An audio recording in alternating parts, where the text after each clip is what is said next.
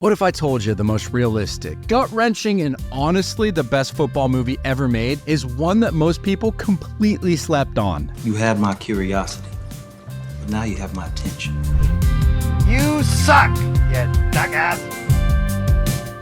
Howdy, and thanks for clicking on this video to see what this jackass has to say. I appreciate you. If you're new to the channel, my name's Chris, and if you liked films that mattered before the algorithm learned to write scripts, I think you're in the right place. So today, I'm talking about the 2004 movie Friday Night Lights. And look, I might be a little biased. This movie hits different for me. I played high school football in Texas, and I can tell you no other film gets the pressure, the desperation, and the soul of it right like this one does. And that's because it does something most sports movies are terrified to do. It subverts all the typical tropes. There's no fairy tale ending here, no simple rah-rah victory. The movie shows the real, often brutal consequences of a town's obsession with the high school football team. So today we're gonna break down why I think this movie's a masterpiece that got criminally overlooked. You keep using the word. I don't think it means what you think it means. We'll talk about the gritty, authentic feel, the killer soundtrack, the incredible performances from guys like Bob Thornton and a surprisingly awesome Tim McGraw, and why its refusal to give us a happy ending is exactly what makes it so damn powerful. Personally, I think Friday Night Lights isn't just a great sports movie, it's a near-perfect film about hope, loss, and the crushing weight of a town's expectations. And as someone who played high school football in Texas, this movie just hits different.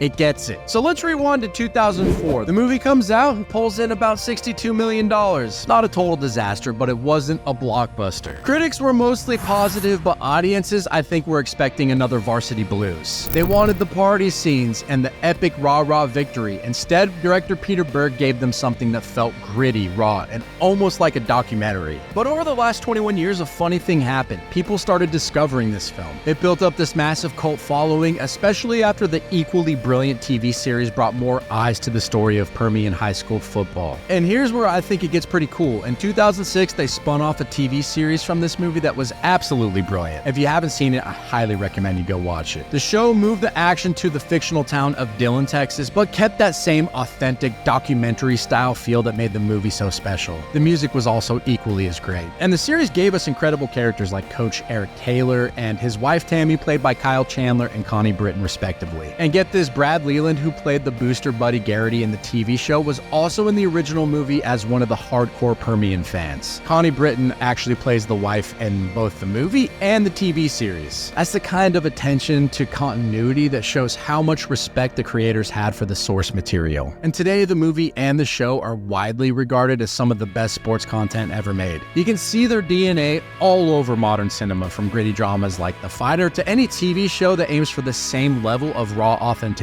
So before we dive into why this movie works so well, let me walk you through what actually happens in Friday Night Lights. This isn't just a football movie. It's about a dying Texas oil town called Odessa that has pinned all its hopes and dreams on a bunch of 17 and 18-year-old kids. The movie follows the 1988 Permian High School Panthers as they chase their dream of winning the Texas State Championship. But here's the thing, the town is completely broke. The oil boom is over, people are losing their jobs, and the only thing keeping that community together is Friday Night Football. These kids aren't just playing a game, they're carrying the emotional and economic weight of an entire city on their shoulders. At the center of it all is Coach Gary Gaines, played by Bob Thornton. At his core, he's a good man trying to do right by his players while dealing with insane pressure from boosters who literally put for sale signs on his yard after tough losses. I mean, the man can't even go to the grocery store without getting grief about play calling. And then you got the players themselves. There's Boobie Miles, the superstar running back who's supposed to be the team's ticket to glory. This kid's been treated like royalty his whole life, told he's destined for the NFL, until one devastating knee injury changes everything for him. Then there's Mike Winchell, the quiet quarterback who's dealing with his own family trauma and the weight of leading this team. And then there's Don Billingsley, whose alcoholic father won the state championship 20 years earlier and won't let anyone forget it, especially Don. You also have Chris Comer, played by Lee Thompson Young, who steps up when Boobie goes down. Honestly, Young's really solid in this role. He brought this quiet intensity to a kid who suddenly had to to carry the rushing load for the whole team. It's tragic that Young died by suicide in 2013 at just 29 years old. He really was a talented actor who deserved a much longer career. So the movie follows these kids through their senior season as they battle other Texas powerhouses, deal with injuries, family pressure, and the crushing realization that for most of them, this is as good as life is ever gonna get. And here's what I think makes it so brutal and so real. They don't get the fairy tale ending. They make it all the way to the state championship game and they lose by like a yard. Not because they didn't try hard enough or because they weren't good enough, but because sometimes that's just how life works. All right, now let's get into the guts of why this movie works so damn well. Personally, what I love most is how it completely subverts the tired tropes of the sports genre. This isn't a movie about the glory of winning, it's about the suffocating pressure to not lose. It shows the realistic, often brutal consequences of the expectations we heap onto teenage athletes. In this town, these kids aren't just football players, they're the economic and emotional engine for thousands of people. And the performances,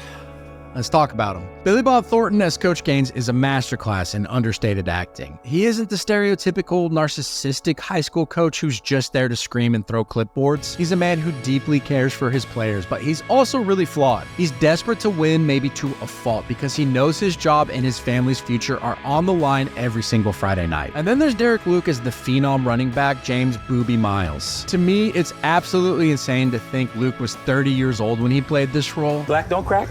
And his performance is phenomenal. Booby is the superstar, the one with the can't-miss NFL dreams, and when he suffers a career-ending injury, the film doesn't look away from the absolute devastation. But the scene that really destroys you comes later. That scene where Booby breaks down in his uncle's car is just a punch to the nuts. It's raw, it's real, and it's incredible acting. I think it's almost tragic that Derek Luke himself never exploded into a household name after delivering a performance this powerful. And holy shit, Tim McGraw, I'm just gonna say it, he makes a strong case for the best country star turned actor ever. I mean, name me another, maybe Chris Christopherson. His portrayal of the abusive alcoholic father trying to relive his glory days through his son is terrifyingly authentic. I knew some dads like that growing up. And if you don't believe me, watch this movie and then go watch him in the series 1883. I have to say, the man's a damn fine actor. But the real heartbeat of the team is Garrett Hedlund as Don Billingsley and Lucas Black as quarterback Mike Winchell. Their friendship, their personal struggles, and their quiet resilience are what drive the emotional core of the film.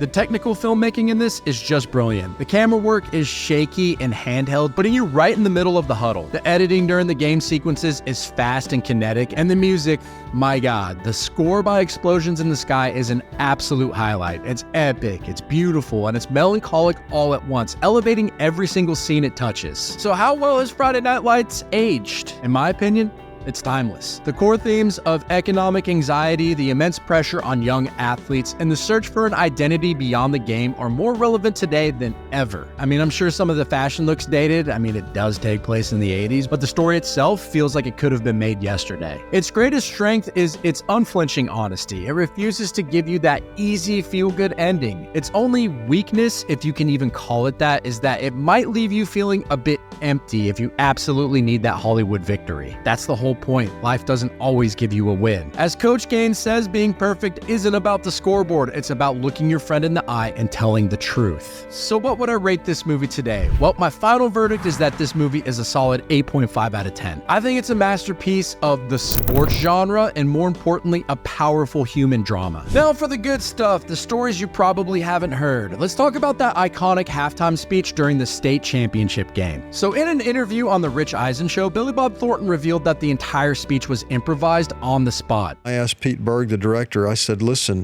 literally the night before, a friend of mine screwed me over in a way that I can't describe. I was so devastated by something a friend had done to me.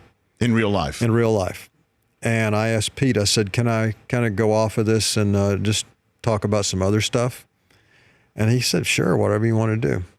And all that stuff about if at the end of the day you can look at that guy next to you on your team in the eye and know that you did everything you could, you know, all that stuff was directly related to what had happened the night before. So what you see in the final film is pure, raw emotion from Thornton channeling that real-life pain. And another cool fact is that production aimed for maximum authenticity. Many of the football players you see on the field weren't actors. They were actual Texas high school football players. They went through a full spring training camp to prepare for filming. The production itself apparently was grueling grueling as it was shot in the brutal Texas summer heat. As someone who lives in Texas, I can attest to this. And the game sequences were physically punishing for everyone involved. So why does a 21-year-old movie still matter so much? Well, for starters, it basically wrote the playbook for modern sports realism. It also was ahead of its time. It tackled heavy subjects like the concussion crisis and the mental health of athletes long before those became major national conversations. It's a movie that serves as a powerful reminder that sports are never just a game. They're a reflection of our own communities, our values, and our deepest flaws. In today's world, with the rise of NIL deals turning college athletes into professionals and the ever-increasing pressure in youth sports, the story of Permian really feels more prophetic than ever. The fact that this movie spawned one of the greatest TV series of all time just proves its lasting impact. Clear Eyes, Full Hearts, Can't Lose became a cultural touchdown because both the movie and the show understood that sometimes the most important victories happen off the field.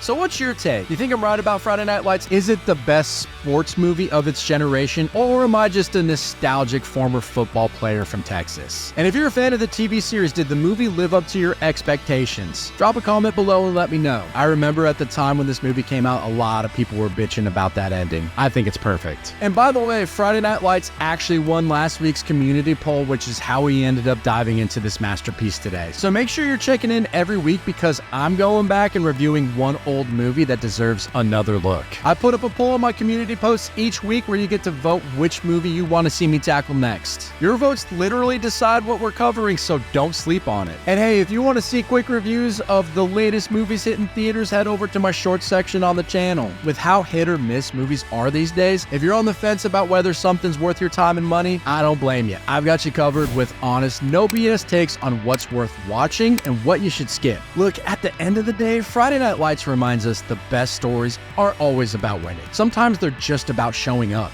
giving everything you got, and learning that being perfect isn't about the scoreboard. It's about being able to look the people you care about in the eye and know you didn't let them down. That's a lesson that goes way beyond football, and it's why this movie will still hit just as hard 20 years from now. Thanks for watching, and I'll see you next week for another deep dive into cinema's hidden gems. As always, the opinions in this video are mine and mine alone, but what do I know? I'm but a mere jackass. I'll try to do better next time. Catch you later, friends. Jackass of all trades, don't know shit. I keep on talking, acting like I'm so legit. From politics to sports, I'll spout